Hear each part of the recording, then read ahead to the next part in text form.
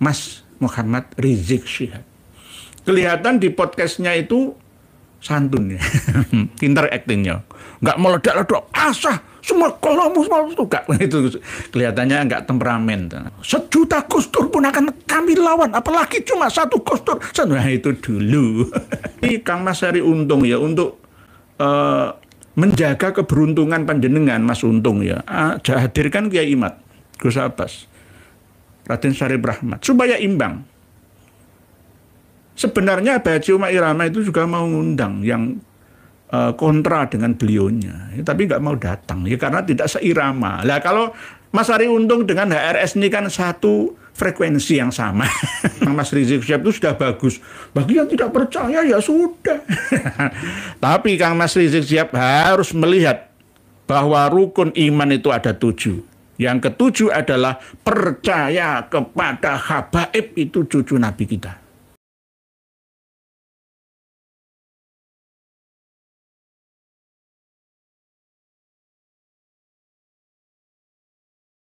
Jadi kita harus waspada.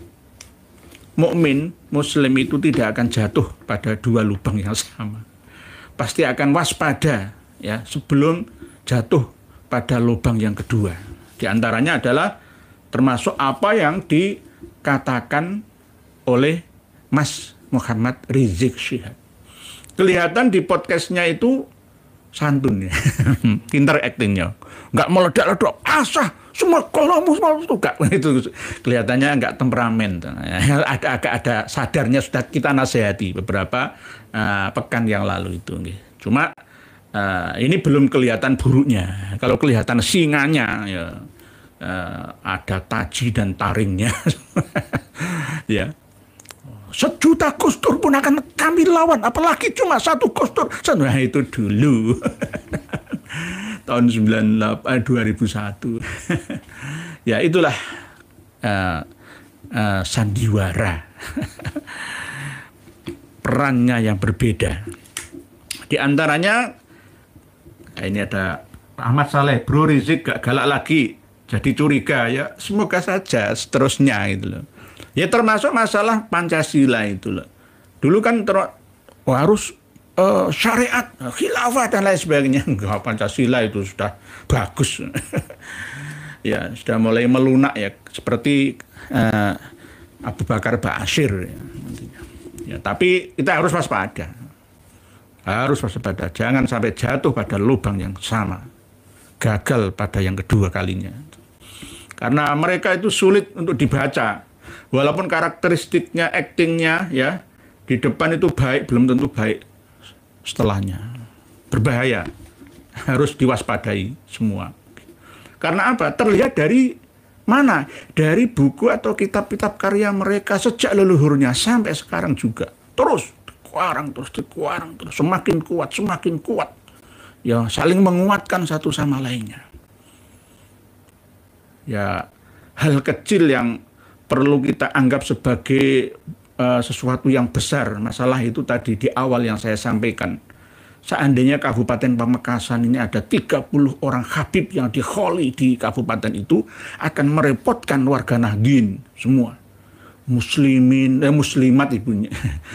Jamiah ibu-ibu muslimat, yasinan, tahlilan, fatayat, ibnu, PNU, Banser, Ansor.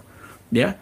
Semuanya akan dilibatkan semua, tapi ditarik, digendami semua, dindawiri semua. Ya, korbannya berjatuhan, sedangkan yang duduk di struktural atasan pengangguran. Nggak peka ini namanya. Nggak peka. Oleh sebab itu nanti kalau bisa diganti saja sesuai dengan tata tertibnya. Ya, ini nggak sesuai dengan tuntutan abad yang kedua, Nahdlatul Ulama di Sidoarja. Para pemirsa dan pendengar semua, rahimakumullah, Pak Kompretos, ingat saat Wamenaker datangi Rizik. Oh enggak, settingan itu, Pak Kompretos. Semua itu ada settingan. Jadi seperti Kang Mas Umar bin Hafid dari Tarim Darul Mustafa, itu sudah ada tim panitia yang menghubungi Mas Deddy Corbuzier. Mas Deddy Corbuzier kan YouTuber, punya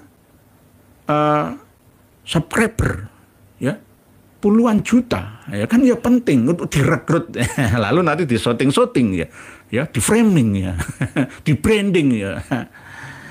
Jadi Kang Mas Deddy Corbuzier jangan dekati Habib itu, jenengan ahli gendam kok malah kena gendam ini bagaimana? Ahli hipnotis kok kena hipnotis itu bagaimana? Kalah tua jenengan. Nah ini yang terjadi juga pada Mas Arie Untung. Mas Arie Untung ini kan dulunya kan pelawak sih. Ya, tawasutra, komedian, ya.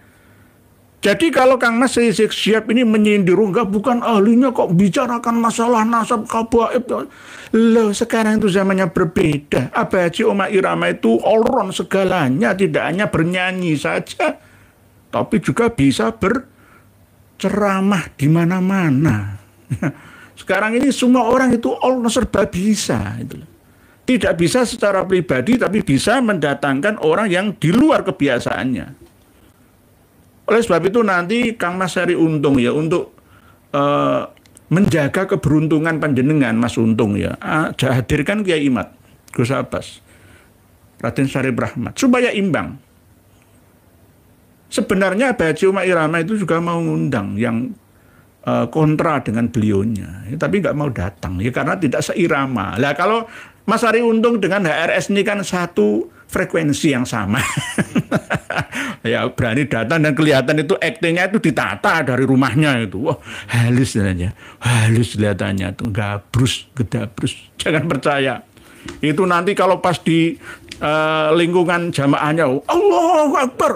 Allahu Akbar, bunuh Allah. Kumat. Kumat. Lah, HRS ini memahami Ruwaibidah saja itu ya nggak pas. Menuduh kita ini Ruwaibidah, padahal dirinya sendiri itu Ruwaibidah. Ini yang kelas seorang dokter lulusan Malaysia. Apalagi lainnya, wah lebih Ruwaibidah, asyaddur Ruwaibidah. Karena habaib-habaib ini tidak belajar agama dengan baik dan benar. Lalu mengeksploitasi agama seenaknya, semaunya, merusak ya semena-mena terhadap aturan ajaran dari Nabi kita. Ini namanya Ruwaibidah yang sebenarnya. Nggak percaya? Wah, jenengan lihat sendiri. Terlalu banyak untuk kami buktikan ke hadapan panjenengan semua. Di antaranya adalah yang ada hubungannya dengan marga atau bangsa Al-Idrus. Ya, bangsa Al-Idrus atau Al-Gedabrus itu. Nah, kalau panjenengan semua sudah buka kitab yang kami sertakan kemarin, ya ini Al-Mu'jam Al-Latif itu Al-Idrus itu apa. Ya, ini nanti ada korelasinya ketika kita akan membahas tentang 31 korban dari seorang pemuda berasal dari marga Al-Idrus yang ada di Jepara. Nanti kita akan ulas bersama. Sebenarnya saya nggak tega sebenarnya. Nggak tega sebenarnya. Tapi tawasul dengan orang soleh, menyebut nama orang soleh, maka doa kita insya Allah tembus 7 lapis langit langsung dikabulkan oleh Allah Subhanahu wa Ta'ala. Makanya kalau lagi kesusahan duit, kesusahan fulus, banyak tawasul dengan al-bangsa Al-Idrus. Mulai bukan tawasul kepada Syekh Abdul Qadir Al-Jailani misalkan ya, bukan tawasul kepada Imam Al-Ghazali ya, bukan tawasul kepada Mbah Hamid Pasuruan. Enggak. Kayak diikuti, ya Maulana, ya Kudus, sahil alaina fulus. Oh, banter fulus ya. Bijahi Habib Abdullah Al-Idrus. Insya Allah kabul mulus. Ya Rabbal, jadi doain sampai nih kok. Ya, mau diakhiri doanya. Ini Gedabrus. Ya ini namanya Ruwaibidah. Dasarnya dari mana? Ini hanya sekedar keyakinan belaka. Otak-atik ajaran agama yang berjudul wasilah, barokah. Lalu diarahkan ke klan atau bangsanya atau marganya. Ya Allah, ya Kudus sahil lana bil fulus.